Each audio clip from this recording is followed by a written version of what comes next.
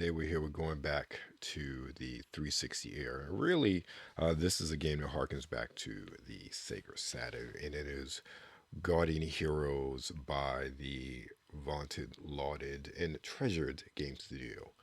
Treasure. This is one of those games that was on the Saturn that many talked about as one of the best in its genre, and it was ported over to the Xbox 360, particularly Xbox Live Arcade, back in 2011, with upgraded graphics, remixed. A lot of the art assets were redone. And if you go back and look at the Genesis version, you'll definitely see some upgrades. It's really amazing to me how, even just playing with this, that it looks so good nowadays, even playing on a game or playing a game that came out in really essentially 1996 for the first time, and then this remix came out in 2011. So you're talking about 13 years ago that this one came out, and it's one that really captures that 2D gameplay that we know of from like Final Fight and Streets of Rage and all of those.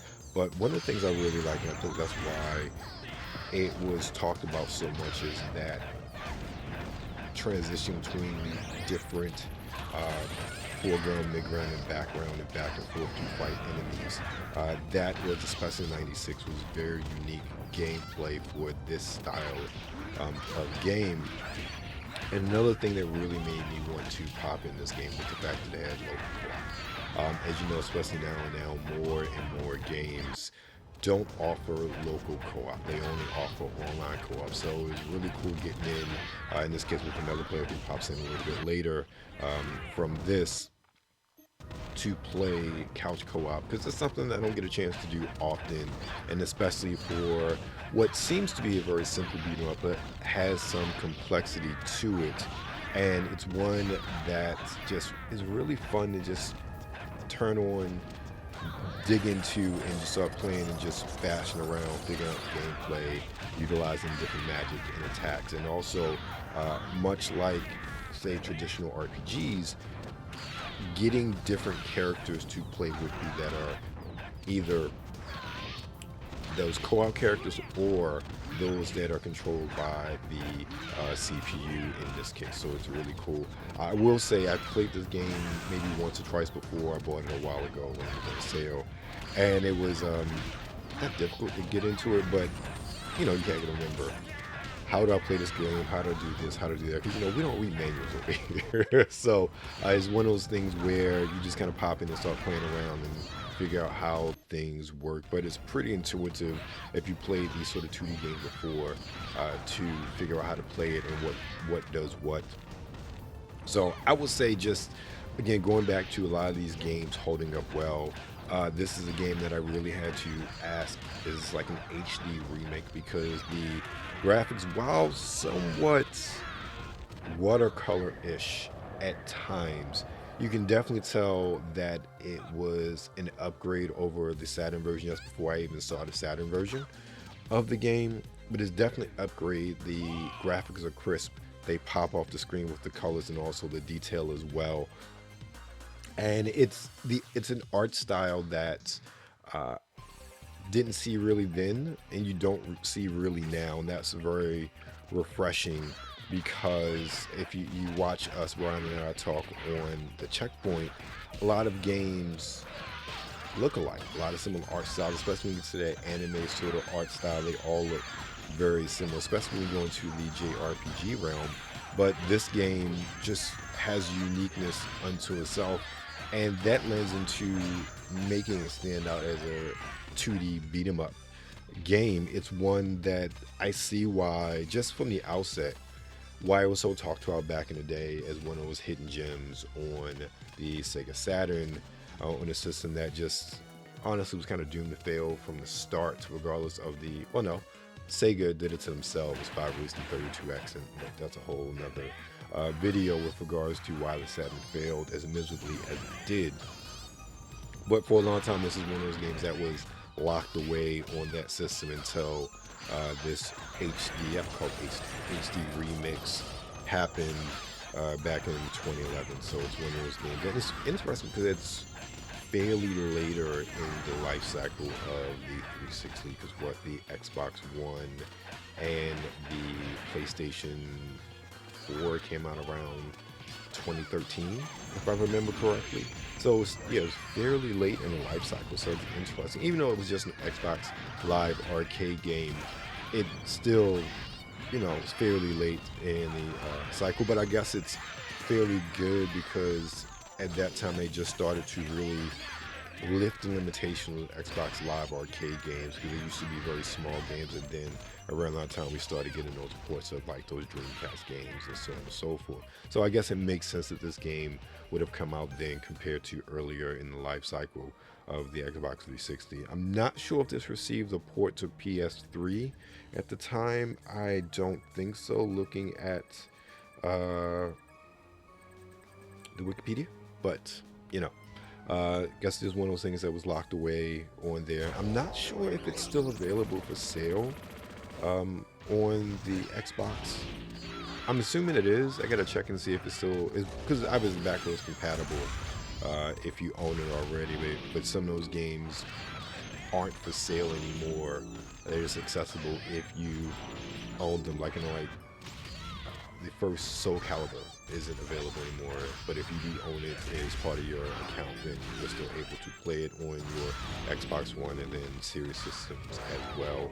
And one of the things I really enjoyed about this game is just that it gives you this mix of enemy styles. You think you jump in as this very sort of medieval sword and sorcery sort of gameplay, but then you get these sort of mechs, as you're seeing here, that you play, and as we progress, we'll see other types of enemies as well. Even have the supernatural aspect as far as skeleton soldiers, and the sword now has I'll say probably for all intents and purposes, as we see here, a golem type aspect. So it mirrors your moves, or you can control it. So this is another character that's non-playable, but basically attacks and does your bidding for you to protect you and your cadre of playmates here.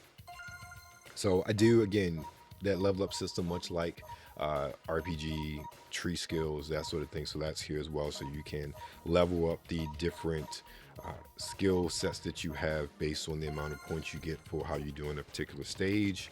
And here we continue on with this, trying to figure it out. I said I don't like, I could care less with the story. These sort of games, I don't care about the story. I just want to get in, play, beat them up, and get out. And it's one of those things where I'm sure it's all fine and good as far as the story is concerned, but I just don't care. I just want to play and smash things, which is what we're doing here, smashing. The added robotic golem sort of character, it adds a different feel to the game at this point. I didn't feel like it was a hard game to begin with, but when you have this character by your side and fighting with you, it doesn't feel like there's going to be a challenge to the game, and that may be just a poorly placed perception. But you have a big, strong character like that with a big sword fighting beside you, you tend to feel like you're invincible. And I think that's probably any game that you play where you have this sort of character. Even if you are playing as that character, you kind of feel invincible. Now, whether you are or not, that's something totally different, but definitely feeling invincible here. I do also, just with this stage, and stage 1, stage 2, and then we get to stage 3 in a little bit, I really enjoy the backgrounds. I enjoy all this going on in the background. You can tell the depth of that background as well. With the three different layers of the background. We're talking about past the 3 different foreground, midground, and background that you can jump to as far as your play field.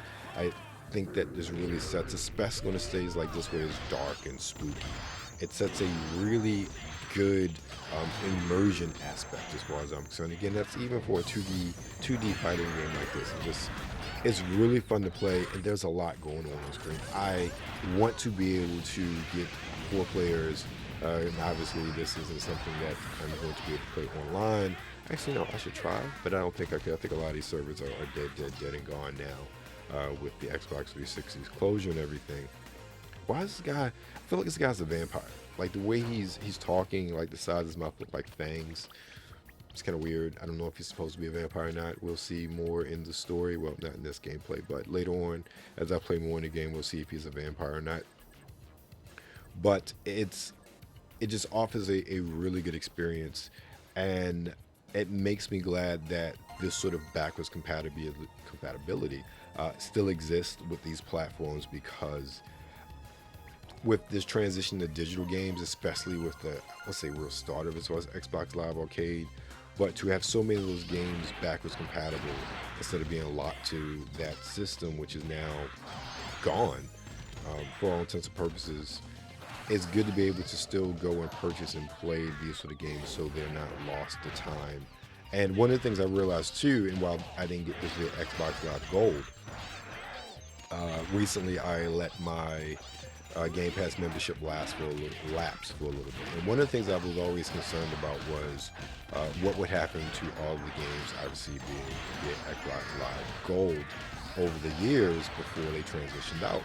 And one of the things that I noticed a while ago is that pretty much guaranteed 99.9% of the games that were given to you as part of Xbox Live Gold, that were 360 games and even Xbox games, those automatically transitioned to you owning them. So there was no issue with that. Now, the current gen games at the time at Xbox One games, they were always listed under Xbox Live Gold, and you needed to have your subscription to have them. Well, when you went to your library, it still said Xbox Live Gold, but now if you don't have your Xbox Game Pass subscription active, all those games are owned. So you own all those games. So my game library in total is about 400 plus games. And there's so many of those games I have never played before. So you're going to see a lot of those on Game Bytes coming soon. But with this, it's one that it's just a fun game to play, and I think it's still available. If so, I'll let you know right here at the bottom if it's available and what it goes for if you own an Xbox system. But yeah, that's my take on Guardian Heroes. Make sure you check it out. It's a fun game.